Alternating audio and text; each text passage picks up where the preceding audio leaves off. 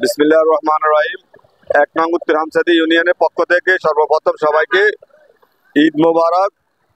মাননীয় প্রধানমন্ত্রী জননেত্রী, ডিজিটাল জননী এবং আমাদের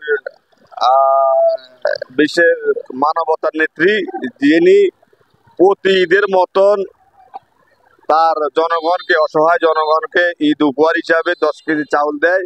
সেই পরিপ্রেক্ষিতে আমরা এবারও আমাদের ১ নং উত্তর হামসাদি ইউনিয়ন ২২৫০ জনকে আমরা জননেত্রী শেখ হাসিনার ঈদ উপহার হিসাবে তুলে দিতেছি। আজকে দেখতেছেন সবাই, আমি জননেত্রী শেখ হাসিনাকে আন্তরিকভাবে ধন্যবাদ জানাই এবং আমাদের ইউনিয়নের মানবিক চেয়ারম্যান জনাব নজরুল ইসলাম ভাইকেও আন্তরিক ধন্যবাদ জানাই।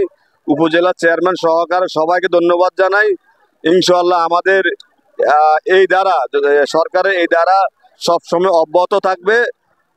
সবাই জননেত্রী শেখ হাসিনার জন্য দোয়া করবেন, সরকারের জন্য দোয়া করবেন। ভালো থাকবেন, সবাইকে আবার ঈদ মোবারক।